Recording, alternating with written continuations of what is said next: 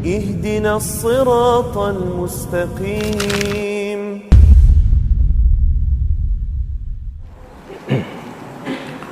Bismillahirrahmanirrahim.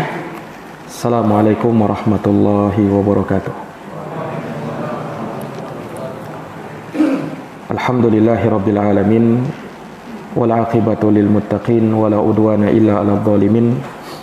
Asyhadu an la ilaha illallah wahdahu la syarikalah, ilahul awwalin wal akhirin, wa asyhadu anna Muhammadan abduhu wa rasuluh, as-sadiqul amin, sallallahu alaihi wa ala alihi wa sahbihi wa man tabi'ahum bi ihsanin ila yaumiddin wa sallama tasliman katsira, amma ba'd. Ikhwani fid din wa akhwati fillah, a'azzani Allah wa iyyakum. Alhamdulillah bi ni'matihi tatimmus shalihat. Segala puji hanya bagi Allah yang dengan nikmat-nikmatnya tertunai segala amal-amal kebajikan. Salawat dan salam semoga terlimpahkan kepada junjungan kita Nabi Agung, Nabi besar Muhammad sallallahu alaihi wasallam, kepada keluarga dan para sahabat serta orang-orang yang senantiasa meniti jalannya sampai hari kiamat. Ikhwani fiddin, azani Allah wa iyyakum. Pada malam hari ini kembali kita lanjutkan pembahasan dari kitab Tauhid alladzi huwa haqqullahi 'alal 'abid, karya Syekhul Islam Muhammad bin Abdul Wahhab An-Najdi rahimahullahu ta'ala. Telah kita selesaikan hadis Ubadah ibnu Samit radhiyallahu ta'ala anhu, yang di dalamnya terdapat penyebutan 4 persaksian. Yang pertama, mempersaksikan bahwa tidak ada yang berhak disembah kecuali Allah Subhanahu wa ta'ala. Kemudian persaksian yang kedua mempersaksikan bahwa Nabi Muhammad adalah hamba dan utusan Allah. Persaksian yang ketiga mempersaksikan bahwa Nabi Isa alaihi salam adalah hamba Allah dan utusannya, serta kalimat yang Allah lemparkan kepada Maryam serta ruh darinya. Dan persaksian yang keempat yaitu mempersaksikan bahwa surga itu benar adanya dan neraka itu benar adanya. Maka siapa yang mempersaksikan 4 hal itu, adakhalahul jannata ala ma kana minal amal. Balasannya, Allah akan masukkan ia ke dalam surga bagaimanapun amal perbuatannya.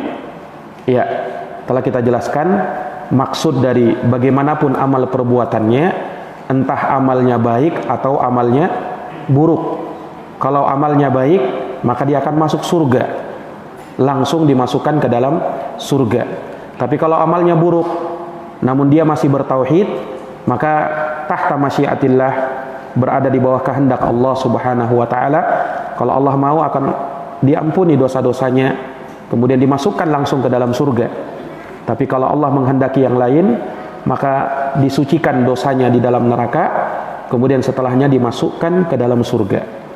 Nah, kemudian yang berikutnya, hadis yang berikutnya di sini beliau bawakan walahuma fi hadits Idban radhiyallahu taala anhu, fa innallaha harrama 'alan nari man qala la ilaha illallah yabtaghi bidzalika wajhallahi. Nah, walahuma, dan bagi Bukhari dan Muslim, maksudnya dalam hadis yang juga diriwayatkan oleh Imam Al-Bukhari dan Imam Muslim. Imam Bukhari meriwayatkannya di dalam Kitabus Shalah Babul Masajid fil Buyut. Imam Muslim meriwayatkannya juga dalam Kitabul Masajid Babur Rukhsah fit Takhalluf anil Jama'ati bi Udrin. Nah, hadits ini dari sahabat Idban bin Malik, ya, nama lengkap beliau Idban bin Malik bin Amr ibnil Ajlan al-Ansari as-Salimi radhiyallahu ta'ala anhu. Nah, beliau ini pernah dipersaudarakan oleh Nabi sallallahu alaihi wasallam dengan Umar bin Khattab. Ya. Dan masyhur ceritanya ketika Nabi berhijrah bersama para sahabatnya ke Madinah, maka Nabi mempersaudarakan sahabat Muhajirin dengan sahabat Ansor, masing-masing dengan pasangannya. Nah, Itban bin Malik ini dipersaudarakan dengan Umar bin Khattab. Ya, Umar sahabat Muhajirin, sementara Itban bin Malik sahabat Ansor. Nah, beliau meriwayatkan hadis tidak banyak dari Nabi, ya, hanya sekitar 10 hadis yang beliau riwayatkan dari Nabi sallallahu alaihi wasallam. Nah, dan beliau wafat pada masa kekhilafahan Muawiyah radhiyallahu anhu, tepatnya pada tahun 50 Hijriah. Ya. Adapun keutamaan beliau, sahabat Itban bin Malik termasuk dari sahabat yang pernah menyaksikan perang Badar. Ya. Perang pertama yang terjadi kontak senjata di dalam Islam. Itulah perang Badar. Dan orang yang menyaksikan perang Badar disebutkan keutamaannya. Ya.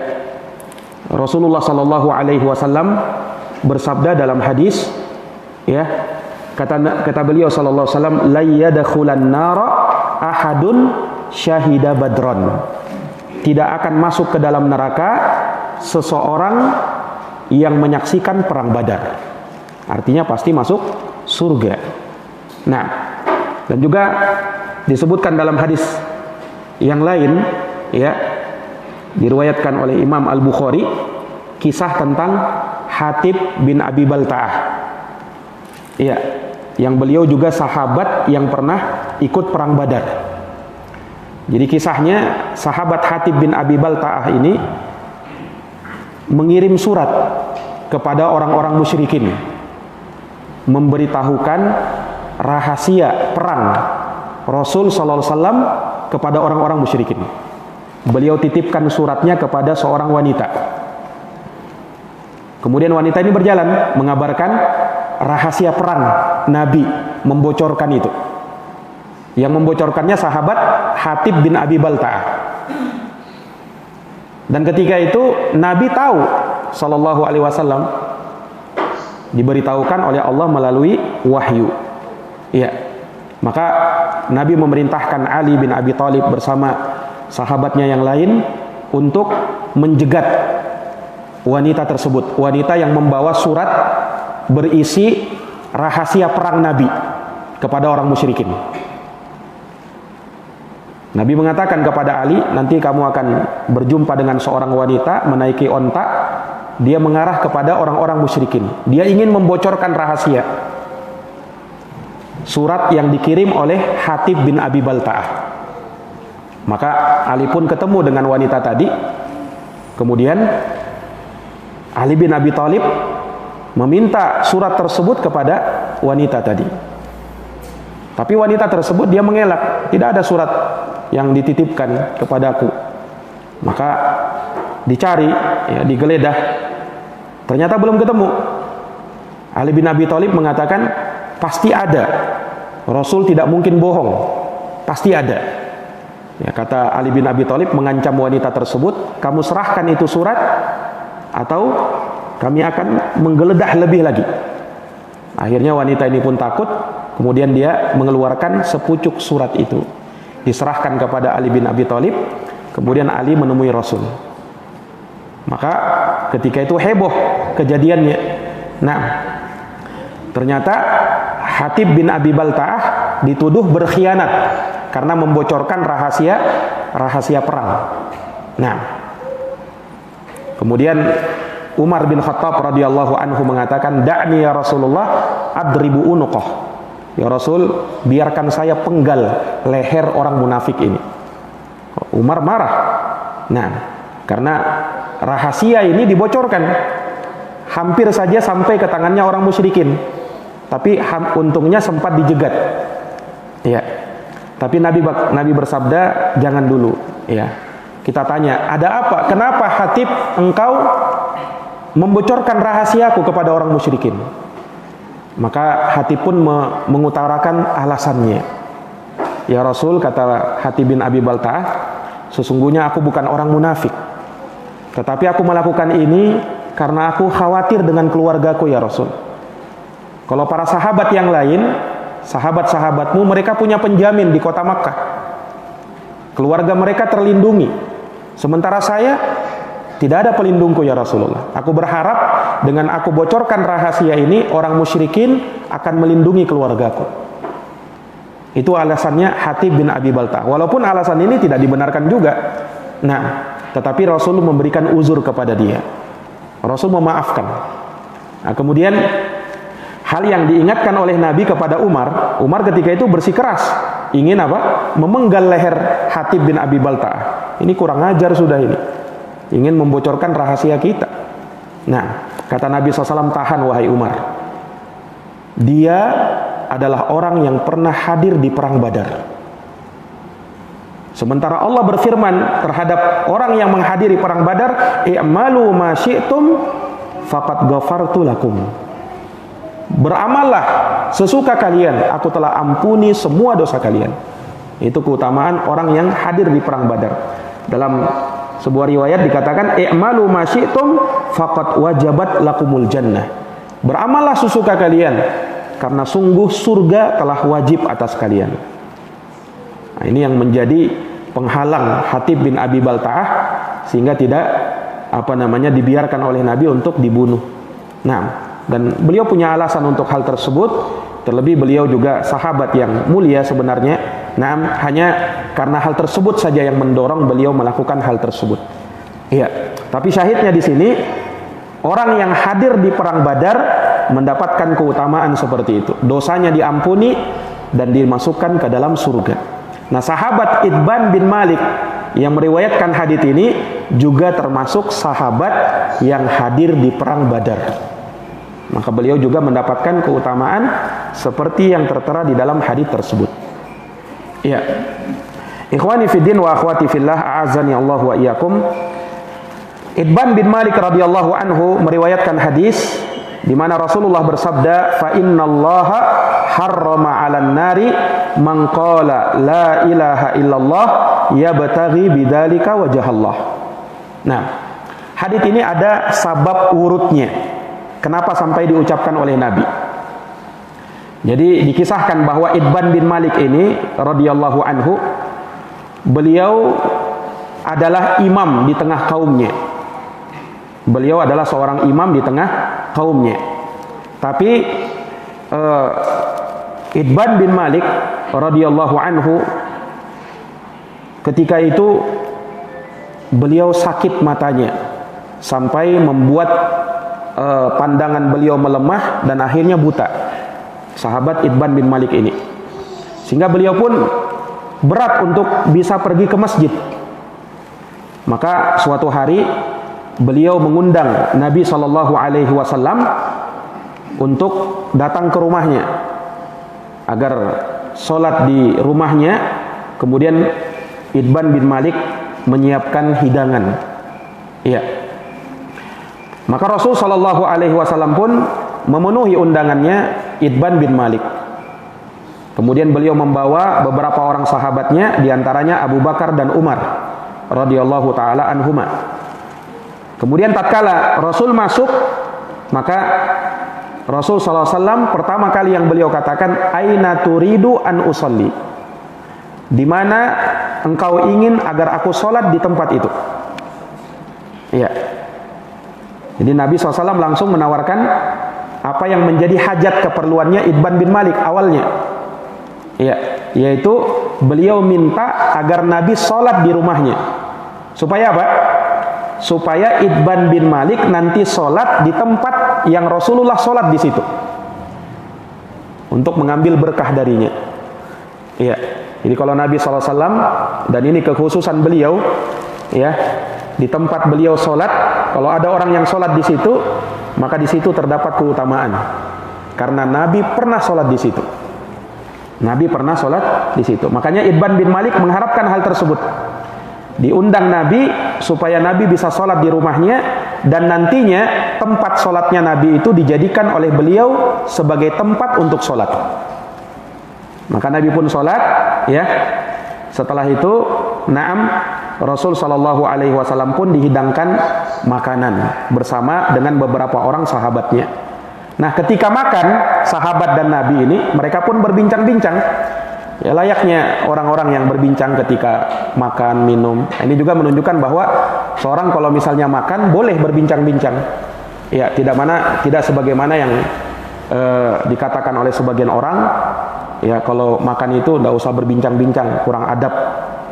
Nah, itu tidak benar ya. Boleh, walaupun sedang makan, berbincang-bincang. Tidak masalah. Nabi dan sahabat melakukan hal tersebut. Nah, tatkala mereka berbincang-bincang, mereka sebutkan satu orang, ya, yang hidup di zaman itu, seorang laki-laki yang bernama Malik ibnu Ad-Dukhshum. Malik ibnu Dukhshum. Ya, mereka bercerita tentang orang ini dan sebagian mengatakan huwa munafik. Dia itu orang munafik. Malik bin Dukhshum ini. Maka mendengarkan itu Nabi tegur sahabat yang mengatakan munafik tadi. Kata Rasul, la taqul hakada. Jangan kau berkata begitu. Alaysa qad qala la ilaha illallah? Bukankah dia sudah pernah mengucapkan la ilaha illallah? Yuridu bidzalika wajh Allah, dan dia inginkan dengan ucapan itu mengharapkan wajah Allah. Kemudian kata Nabi, mengucapkan hadis tadi, fa innallaha harrama 'alan nari man qala la ilaha illallah yabtaghi bidzalika wajh Allah. Karena sesungguhnya Allah mengharamkan atas neraka bagi siapa yang berucap la ilaha illallah, yang dia harapkan dari hal tersebut wajahnya Allah Subhanahu wa taala. Nah, maka terucaplah hadis ini. Jadi ketika ada sahabat yang menuduh Malik bin Dukhshum adalah seorang munafik, maka Nabi tegur, jangan kau berkata begitu. Kenapa? Dia sudah mengucapkan la ilaha illallah. Di sini Nabi SAW menghukumi sahabatnya sesuai dengan zahirnya.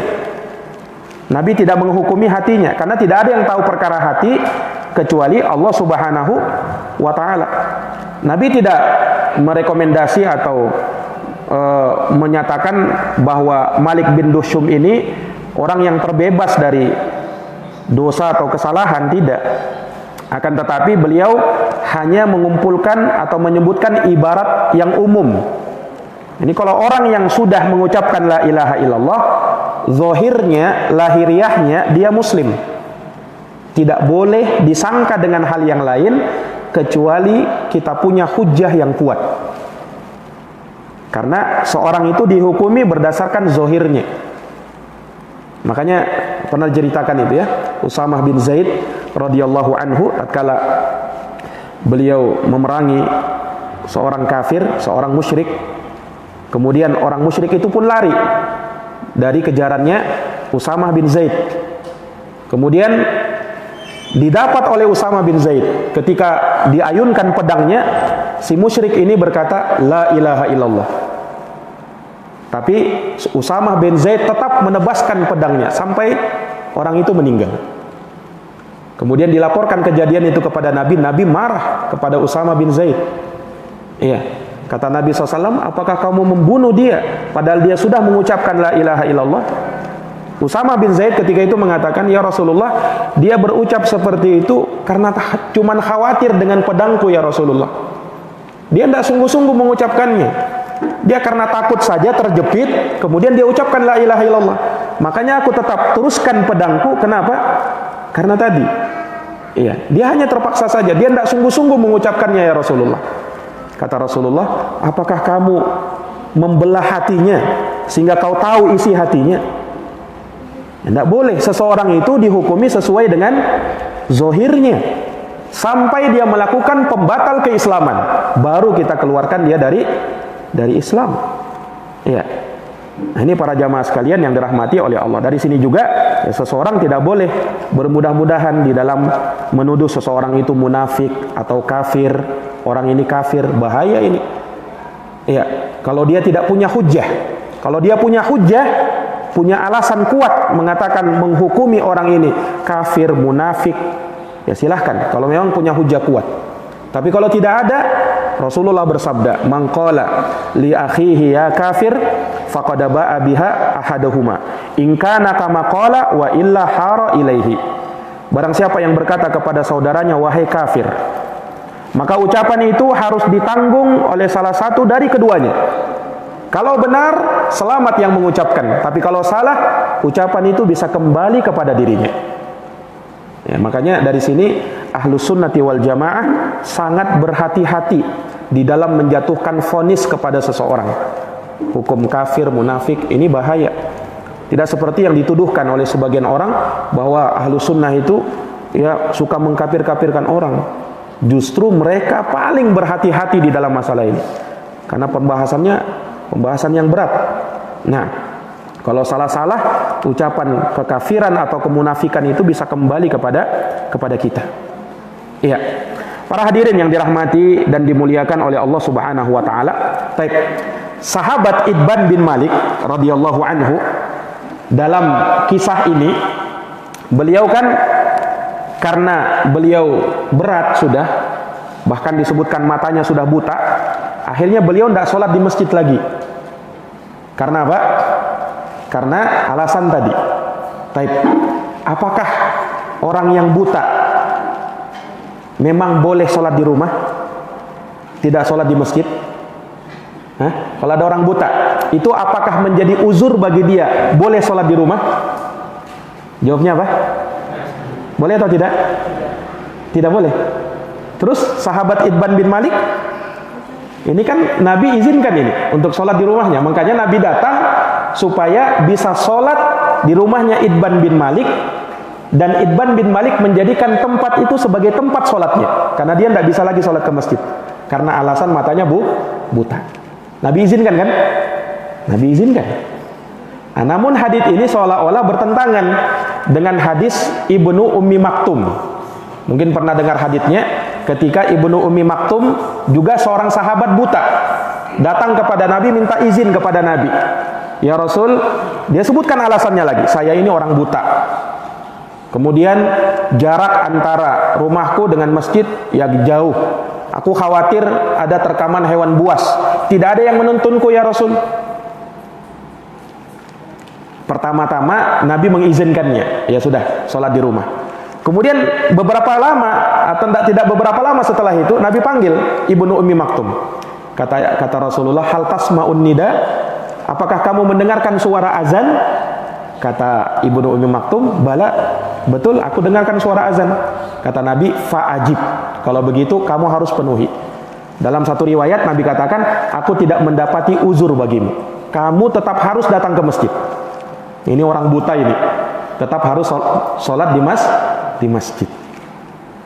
Nah, ini dari sini juga menjadi dalil oleh para ulama, ya, atau sebagian ulama, bahwasanya sholat di masjid bagi laki-laki itu hukumnya wajib. Nah, kalau dia tidak punya uzur, ya, kalau dia punya uzur karena sakit atau hal yang lain, hujan, boleh bagi dia. Tetapi sakit yang bagaimana dulu? Nah, ini kan sahabat Ibnu Ummi Maktum buta matanya, tapi tidak diberikan izin oleh Nabi untuk sholat di rumah. Terus bagaimana dengan hadis Itban? Hadis Itban Nabi memberi izin. Nah, kata para ulama, ya, Rasulullah memberikan izin kepada Itban bin Malik karena Itban bin Malik tidak mendengarkan suara azan. Karena rumahnya terlalu jauh, berbeda dengan Ibnu Ummi Maktum. Ibnu Ummi Maktum memang sama-sama buta, tetapi rumahnya lebih dekat daripada Itban bin Malik dan dia dengarkan suara azan. Makanya ini juga menjadi dalil bahwa seseorang kalau tidak mendengarkan suara azan, jauh rumahnya dan dia punya penyakit, walaupun mungkin bisa datang tetapi menghalangi dia karena terlalu jauh, ini menjadi uzur bagi dia untuk boleh sholat di rumah.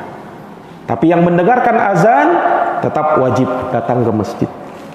Nah, ini jamaah sekalian yang dirahmati dan dimuliakan oleh Allah Subhanahu wa taala. Kecuali tadi kalau ada uzur banyak seperti hujan. Nabi SAW memberikan alasan kalau hujan, ya, itu juga menjadi uzur, boleh untuk sholat di rumah, ya. Atau misalnya tanah itu becek, ya. Nah, terjadi karena turun hujan lebat, kemudian tanahnya becek, akhirnya memberatkan kita untuk pergi, maka itu juga menjadi uzur bagi kita untuk boleh sholat di rumah, ya. Dan juga udzur-udzur yang lain. Sama seperti dulu kita ya, waktu ramai-ramainya corona itu kan, awal-awal itu merebak corona. Nah, itu kan dianjurkan untuk sholat di rumah. Nah, itu juga uzur bagi kita. Boleh sholat di rumah. Dan jangan ada yang berkata, oh masjid ditutup sementara pasar dibuka. Nah, ini alasan sebagian orang yang pendek akalnya ya, yang kadang tidak tahu pembahasan fikih yang sebenarnya terkait masalah itu. Bukan masalah pasar dibuka kemudian masjid ditutup kemudian langsung, bukan seperti itu. Apalagi ada yang mengatakan lebih takut sama Allah atau sama penyakit. Nah, ini ada juga yang begitu kan, bilang begitu. Nah, ini tidak memahami ya terkait dalam masalah-masalah yang dibahas oleh para ulama ya, kemudian terkait dengan ketaatan kepada penguasa kita. Ini juga hal-hal yang butuh diluruskan. Baik, ikhwani fiddin azani Allah wa iyyakum. Ya, jadi itu tadi pembahasannya. Tapi inti dari hadits ini di mana Rasul sallallahu alaihi wasallam menyebutkan keutamaan tauhid. Apa itu? Yaitu Allah mengharamkan atas neraka bagi yang mengucapkan kalimat tauhid, yaitu kalimat la ilaha illallah yabtaghi bidzalika wajah Allah, yang dia harapkan dengan hal tersebut ya wajah Allah Subhanahu wa taala. Dia mengharapkan dengan hal tersebut wajahnya Allah Subhanahu wa taala. Allah akan haramkan baginya neraka. Ya, maknanya apa? Neraka itu terhalangi ya. Neraka itu terhalangi untuk menimpa dirinya. Atau dia akan dihalangi dari api neraka sehingga tidak akan masuk ke dalam neraka. Nah, ulama mengatakan hadits ini menyebutkan keutamaan tauhid, bahwa neraka diharamkan bagi orang yang bertauhid. Tetapi ada dua maknanya. Bisa bermakna diharamkan dia masuk ke dalam neraka dengan makna diharamkan dari awal karena dia langsung masuk ke surga, atau diharamkan dari neraka maksudnya diharamkan untuk kekal di dalam neraka. Artinya kalau dia pun masuk neraka gara-gara dosa-dosanya, tetapi kelak akan masuk ke dalam surga. Iya, kelak akan masuk ke dalam apa? Ke dalam surga Allah Subhanahu wa taala. Karena bisa jadi ada orang yang bertauhid namun dia banyak dosa dan dosanya lebih berat daripada kebaikannya. Iya. Nah, orang yang seperti ini terkadang dia dapat syafaat sehingga dosanya diampuni. Naam. Ada juga yang tidak dapat syafaat. Allah menghendaki yang lain dosanya disucikan dulu di dalam neraka. Dia masuk neraka dulu, tetapi dia tidak kekal di dalam neraka. Akan keluar dari dalam neraka. Nah, makanya disebutkan dalam hadits akhriju minan nar man qala la ilaha illallah wa fi qalbihi ya adana misqala darratin min khairin wa fi riwayatin min imanin.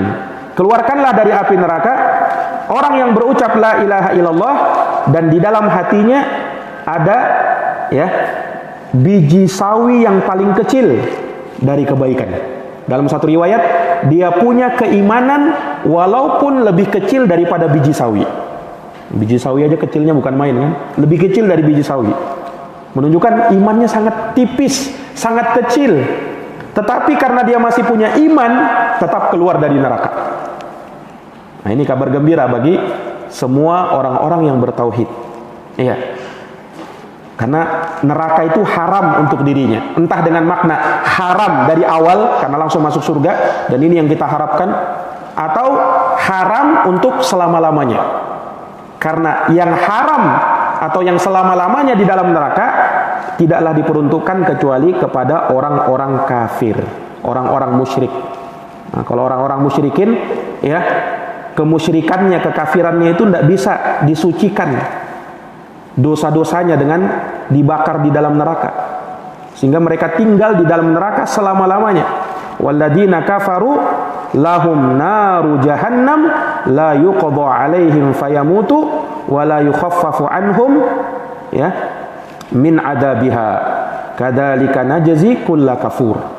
Kata Allah Subhanahu wa taala, dan orang-orang kafir bagi mereka neraka jahannam la yuqadha 'alaihim fayamutu. Ya, mereka tidak diselesaikan di dalam neraka sehingga mereka mati. Tidak. Karena mereka ketika disiksa tatkala badannya hangus, ya, maka dikembalikan lagi oleh Allah seperti sedia kala. Lalu disiksa lagi, terus seperti itu. Kemudian apa? La yukhaffafu anhum min adabiha. Tidak diringankan azab mereka. Nah, demikianlah kami memberikan balasan kepada semua orang-orang kafir. Ya. Makanya kata para ulama bahwa orang-orang yang bertauhid itu ada beberapa tingkatan. Ya. Mereka yang sabiquna bil khairat, yang berlomba-lomba di dalam kebaikan. Nah, mereka inilah yang menjalankan kewajiban dan meninggalkan yang haram. Kemudian mereka sempurnakan dengan mengerjakan yang sunnah dan mereka tinggalkan segala yang makruh. Nah, ini yang paling utama, sabiqun bil khairat. Kemudian ada yang kedua, yang di bawah itu yaitu muqtasid, golongan pertengahan. Nah, mereka ini yang mengerjakan kewajiban dan meninggalkan yang haram. Walaupun mungkin masih lalai dengan perkara-perkara sunnah, tapi masih lebih baik, masih baik. Karena dia muqtasid, sudah menjalankan kewajiban dan meninggalkan yang haram, tapi tidak lebih utama dari yang pertama. Kalau yang pertama tadi dia sempurnakan dengan amalan sunnah. Nah, dan jangan menjadi golongan yang ketiga. Golongan yang ketiga yaitu golongan az-zalim li nafsih, yang menzolimi dirinya sendiri. Ya, nah, yang menzolimi dirinya sendiri, inilah yang melakukan keharaman, ya, meninggalkan kewajiban. Ini zalimun li nafsih. Nah, ini disebutkan di dalam Al-Quran, 3 golongan ini. Allah berfirman, faminhum zalimun li nafsih. Di antara mereka ada yang menzolimi dirinya sendiri. Wa minhum muqtasid. Di antara mereka ada yang pertengahan. Wa minhum sabiqun bil khairat. Dan di antara mereka ada yang berlomba-lomba di dalam kebaikan. Iya. Berlomba-lomba di dalam kebaikan. Nah, ulama mengatakan ini 3 golongan ini sebenarnya mereka masih muslim, tetapi beda tingkatannya. Beda-beda tingkatannya. Yang pertama tadi itu yang paling tingginya, sabiqun bil khairat, berlomba-lomba dalam kebaikan. Nah, orang yang seperti ini, ya, dia bisa masuk ke dalam derajat yang tertinggi, yaitu masuk surga tanpa hisab, tanpa azab. Golongan yang kedua, ini juga termasuk penduduk surga, ahli jannah, muqtasid. Karena dia meninggalkan keharaman dan melakukan kewajiban. Tetapi ya, mungkin dia masih jatuh dalam perkara yang makruh, meninggalkan yang sunnah. Nah, yang seperti ini dia masuk surga tetapi dengan proses hisab di bawah yang pertama. Kalau yang pertama tadi kan tidak ada hisab, langsung masuk surga. Nah, yang ketiga masih orang yang beriman, tetapi dia menzolimi dirinya dengan meninggalkan kewajiban dan melakukan keharaman. Di antara orang yang bertauhid ada yang seperti ini. Tetapi mereka ini tidak kekal di dalam neraka. Mungkin masuk ke dalam neraka, tetapi tidak kekal di dalam neraka. Iya, saya tanya ya jamaah. Kalau ada orang mati, dia muslim, dia meninggal dalam keadaan meninggal habis berzina, habis minum khamar. Kira-kira orang ini masuk surga atau masuk neraka? Dia muslim ya, meninggal dalam keadaan habis minum khamar atau habis berzina. Kira-kira kalau dia mati, masuk surga atau masuk neraka? Masuk neraka dulu baru ke surga. Ada kaul yang lain? Ada pendapat yang lain? Hah? Orang muslim kemudian dia matinya karena minum khamar atau berzina. Kira-kira dia masuk neraka atau masuk surga? Hah? Ada yang bisa jawab? Selama ada kebaikannya? Enggak. Tadi orang tadi itu dia masuk neraka atau surga? Dia mati seperti itu. Masuk neraka dulu baru nantinya surga. Sama tadi yang pertama tadi berarti. Ahlus sunnah wal jamaah. Ini harus diingat ini. Ini akidah ahlus sunnah wal jamaah. Kalau ada orang mati dalam keadaan seperti itu su'ul khotimah, tidak boleh. Sekali lagi, tidak boleh kita pastikan dia masuk neraka. Paham? Kenapa? Karena dia masih muslim. Dia masih muslim, masih mungkin diampuni sama Allah. Ya enggak? Masih mungkin. Siapa tahu dia dapat syafaat. Ya kan? Itu hadis bitokoh itu. Punya dosa 99 gulungan dosa. Banyaknya itu. Ya kan? Tetapi diampuni sama Allah enggak? Diampuni. Ya kan? Nah, makanya enggak boleh. Walaupun dia mati dengan su'ul khotimah, kalau kita pastikan, ingat kalau memastikan enggak boleh. Tetapi kalau khawatir boleh. Nah, Ahlus Sunnah mengatakan orang yang mati di atas hal tersebut khawatir kita dia masuk neraka. Tapi kalau memastikan tidak boleh. Kenapa? Yang bisa memastikan dia masuk neraka atau surga hanya Allah. Sama kalau ada orang mati dalam keadaan habis berdakwah, mati dalam keadaan sujud, kira-kira masuk surga atau neraka? Hah? Diharapkan dia masuk surga, tetapi memastikan boleh tidak? Tidak boleh. Bisa jadi dia riya. Kita tidak tahu kan isi hati orang. Bisa jadi dia melakukan itu karena sesuatu hal yang lain. Kita tidak tahu isi hati orang. Zohirnya memang. Makanya kalau orang mati meninggal dalam keadaan husnul khotimah, oh dia meninggal dalam keadaan sholat, dalam keadaan sujud lagi, luar biasa. Ya kan? Tidak bisa kita pastikan ini pasti masuk surga. Saya jamin pasti. Memang dia Allah. Tidak boleh memastikan begitu, ya kan? Ada sebagian orang kan begitu kan? Oh, ini mati surga sudah ini, pasti ini. Tidak boleh. Berharap boleh. Artinya apa? Ini orang meninggalnya bagus sekali, luar biasa. Saya harapkan dia ini masuk surga. Tapi kalau memastikan, tidak boleh. Paham ini? Itu akidah Ahlus Sunnah wal Jamaah. Nah, ini jamaah sekalian yang dirahmati oleh Allah. Makanya orang itu kalau dia masih muslim, ulama menegaskan tahta masyiatillah, dia masih berada di bawah kehendak Allah. Kalau Allah mau, Allah akan azab dia. Tapi kalau Allah mau, dia akan diampuni dosanya. Karena rahmat Allah sangat luas. Nah itu orang yang hadis bitokoh tadi, dia sudah menganggap, oh mati, sudah binasa saya ini. Nah, bayangkan dosanya, tidak ketolongan. 99 gulungan catatan dosa. Ya, kira-kira dia melakukan dosa apa aja itu ya, sampai tercatat sampai sebanyak itu. Nah, tetapi subhanallah orang ini apa? Diampuni dia. Karena dia masih punya tauhid. Ini masalahnya, ini keutamanya tauhid itu. Ya, kalau orang bertauhid masih mungkin diampuni sama Allah.